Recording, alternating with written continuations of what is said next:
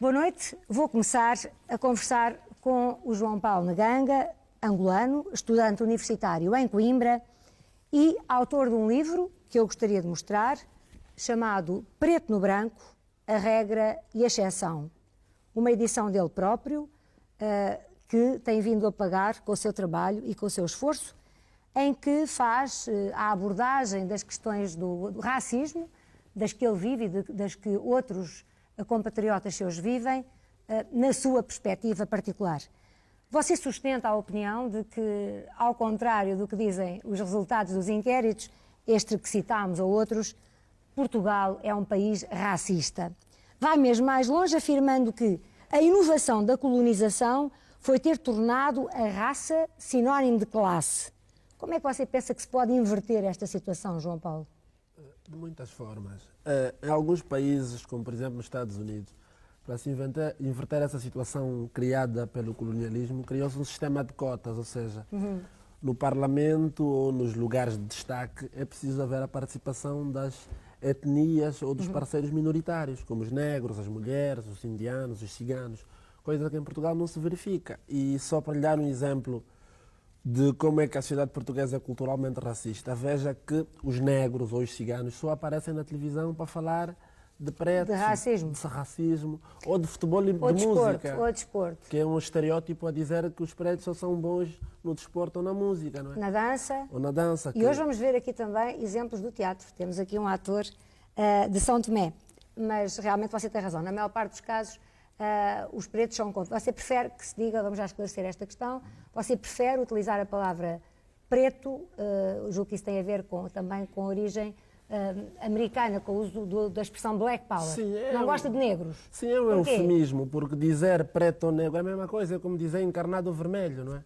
Porque não há. Mas encarnado ou vermelho nós empregamos indistintamente. Exatamente. Para si também é indistinto? Exatamente, porque o problema que está subjacente a isso não é a palavra, mas é o conteúdo da palavra. O que é que significa, o que é que as pessoas querem dizer quando estão a chamar preto. Não é? Muitas vezes sabemos que é com um sentido pejorativo, mas de facto nós somos pretos, somos negros e não há que não há ter...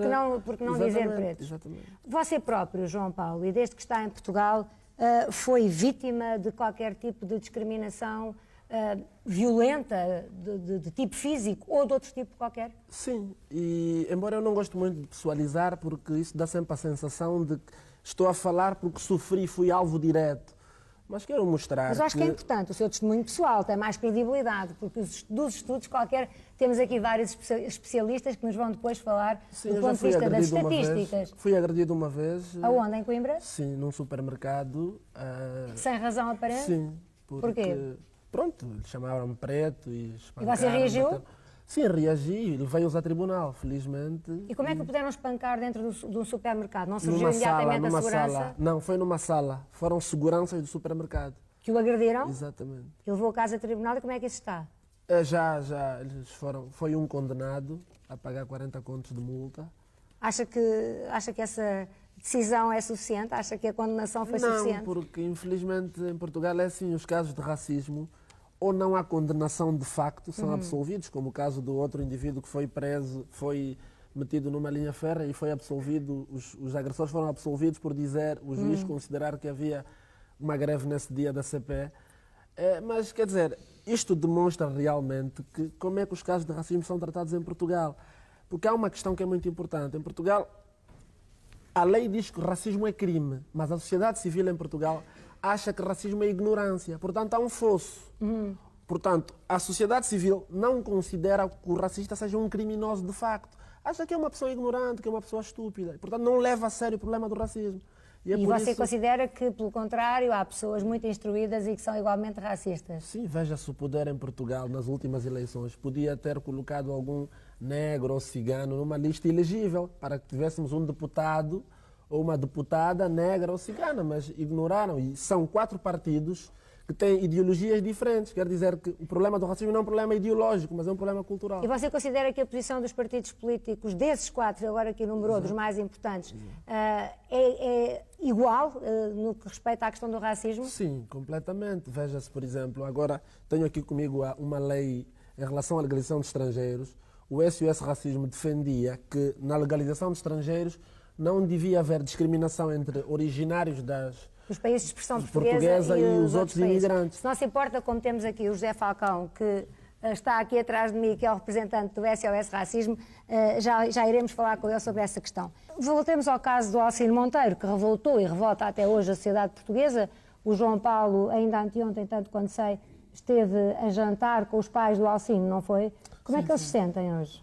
As pessoas estão lesadas, não é? E ficam sobretudo, pronto, o objetivo é que eles viessem ao programa, não é? Mas não foi possível, porque há mágoa e, como eu tenho dito... Porque eles provavelmente ainda não conseguem sequer falar disso em público, sim, há aqui que é problema, perfeitamente legítimo. O problema da vitimização é um problema muito grave, porque quando ali o senhor inspetor diz que são problemas, houve três casos que foram formais, que foram apresentados, 3 casos que vieram a público. Agora, há os casos que não vieram a público, porque uma pessoa que é espancada pela polícia, quando a polícia toma uma atitude racista, essa pessoa é obrigada a ir fazer queixa à polícia, o que é um contrassenso. O João Paulo defende que os crimes racistas deviam ser considerados crimes públicos e que, portanto, não deviam depender de queixas para que houvesse procedimento criminal. É isso? Doutor, qual é que é a sua opinião? Não corresponde exatamente à verdade. Não tem necessidade de apresentar forçosamente em qualquer entidade policial. Pode apresentá-lo no Ministério Público, pode apresentá-lo a outras entidades que canalizarão. Sim, mas o Ministério Público ou o sistema judicial vai dar tudo no mesmo, porque o juiz que absolveu o indivíduo que espancou um negro faz parte do sistema judicial. Portanto, se for espancado, é um contrassenso que eu vá de novo ao Ministério Público que me espancou, ou à Polícia Judiciária. É um contrassenso. Eu sou capaz de compreender a sua revolta. De qualquer forma, não me compete a mim analisar uma decisão judicial. Muito obrigado. Vamos agora saber, João Paulo, estas teorias vão ao arrepio de tudo o que você escreve. Eu volto a ler uma frase do seu livro que me parece particularmente interessante, que é esta ideia de que a inovação colonial não foi descobrir que havia pretos e brancos, foi ter tornado a raça sinónimo de classe, estatuto social, garantia de valor ou desvalor. Era-se superior, belo, inteligente, rico, quando se era branco, e era-se inferior, feio, selvagem, pobre, quando se era preto.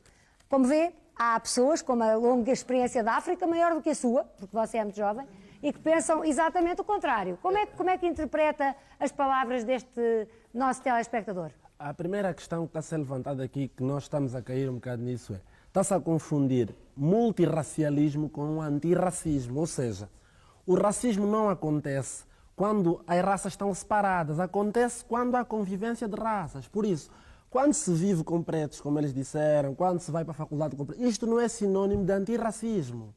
O racismo acontece mesmo nessas situações. Vou-lhe dar só um exemplo que todo mundo vê. A telenovela brasileira. O que é que significa a telenovela brasileira? No Brasil há índios, pretos e brancos. Mas na telenovela o preto é escravo, é burro, é analfabeto, é feio. Aquilo significa... Deixa-me só acabar. Este aqui é o exemplo do racismo. Não quer dizer que o preto não apareça. Só que quando aparece, aparece ignorado, aparece desvalorizado. É isso que eu entendo que é sinónimo de classe. O telespectador que telefonou também disse que ele vivia em Angola. Com certeza ele sabe que havia leis em Angola, que o preto não podia ter certos cargos, não podia haver um preto presidente de alguma junta de não freguesia, podia provavelmente frequentar certos sítios. Não podia frequentar certos sítios. E mais, esse todo o juízo que ele faz em relação às ex-colónias, e como o telespectador da Suíça dizia que preocupam-se mais com os imigrantes aqui do que com os próprios portugueses. Há uma questão que a Célia levantou que é muito interessante. As pessoas que estão cá, o problema do racismo não é só com os imigrantes. Há portugueses pretos. Claro. Da mesma forma que há africanos são os tais brancos. Feios, pobres, e como você exatamente. Diz. E esses portugueses pretos... Isso foi o que o Dr. Pena Pires esteve a dizer, não é? A linha do Dr. Pena Pires. É isso que ele não está a discutir. Estamos a discutir o problema de imigração, mas o racismo não é só o problema de imigração. Há aqui portugueses pretos que não são valorizados. Porquê? Porque são pretos. João Paulo, a minha pergunta foi pedagogicamente errada, politicamente incorreta? Foi porque estava presa a cor da pele. Como ela é preta, e é isso que eu estou a tentar discutir aqui, que há europeus pretos, da mesma forma que há africanos brancos. Só que as pessoas, como se agarram à cor da pele, quando vem um preto pensam que é africano. Não, eu podia ser português e podia estar aqui a falar como português, não é o caso. Agora, só para dar duas questões, uma que o Mas senhor quando você Cigano- há bocado disse que foi agredido no supermercado, Foi por foi causa pela da- cor da sua pele. Sim, portanto, como a sociedade, como volto a dizer, é racista culturalmente, ela induz que as pessoas inconscientemente tenham atos racistas, como foi o caso, sem querer, consciência. sem consciência. É como chamar a um preto de cor, não é? Quando nós todos temos cor, as pessoas chamam-nos de cor. Portanto, agora, a questão que ele levantou tem a ver com a questão da educação. Ele disse que sentiu-se marginalizado, por exemplo, no secundário. Eu sou daqueles que defendem, e um bocado contra o João Barradas, de que a educação... Barranas, que a educação não tem que ser das crianças. Porquê? Porque com as crianças está tudo bem, as crianças não são racistas. Agora, há uma faixa etária entre os 15 e os 20 anos que as pessoas estão a fazer a cosmovisão da sua vida, vão entrar no mercado de trabalho, vão acabar os seus estudos, que aí as pessoas começam a sentir que se eu me dou com pretos e ciganos, a sociedade não gosta, as pessoas afastam-se. Olha, ele é amigo dos pretos, ele dá-se com ciganos. Portanto, é nesta faixa etária que eu acho que a educação deve Que é ser preciso feita. agir. Eu só quero esclarecer que se usei a palavra preto foi porque ela é usada pelo próprio João Paulo, autor deste livro, o preto no branco, e ele defende O próprio preto. pelo próprio preto, diz ele. Ó, João Paulo, quer explicar melhor do que eu? Olha, há aqui um tremendo equívoco E em muito relação à palavra rapidamente, preto, peço. por isso vou tentar explicar o mais rápido possível. Historicamente, a palavra preto foi usada como uma palavra que significava burro, inferior, estúpido, tudo o que havia de pior. Não é? O pior que podia estar acontecendo antigamente era ser chamado preto. Quando tu eras preto, eras uma coisa terrível. O que se passa é que os pretos, mas não eram terríveis, não eram feios, não eram maus, não eram analfabetos, não eram... Eram pretos, mas eram pessoas como as outras. Depois das independências, depois da chamada dignidade e emancipação do homem negro, que é recente, que tem 20 anos, os pretos resolveram-se assumir como pretos, como sempre foram. Só que é evidente que há dentro da comunidade negra, dos negros, muito complexo de inferioridade derivado de 500 anos de colonialismo, que os pretos têm medo de ser chamados pretos. Porquê? Porque pensam que está-se a fazer referência que são inferiores, que são burros, mas que eles são pretos. Agora, quando há a senhora, há outras pessoas, essa questão é uma questão que... Como você há pouco disse, não tem nenhuma Não importância, tenho. não é? Agora, só para responder à questão da campanha e introduzir um dado que não está a ser discutido. A legalização dos imigrantes aqui em Portugal vai nos dar a cidadania. Os imigrantes vão ser cidadãos portugueses, vão ter direitos e deveres na sociedade portuguesa. Há questões que não se têm discutido. Por exemplo, um cabo-verdiano, um angolano, um imigrante em Portugal, que trabalha há 20 anos em Portugal, que não desconta para a Segurança Social, que não tem descontos de abonos de saúde, depois de estar legalizado, ele tem que ser reembolsado ou pelo menos indemnizado porque ele tem trabalhado durante 20 anos. Esse tipo de questões são as questões que deviam ser discutidas. Mas essa questão foi aflorada pelo Dr. Pena Pires, dizendo que as razões de muitas por isso que esta campanha, desta tensão tinha que ser procurada no mercado de trabalho. Por isso é que eu considero a campanha Todos Diferentes, Todos Iguais uma campanha ridícula. Porquê? Primeiro, confunde os meios com os fins.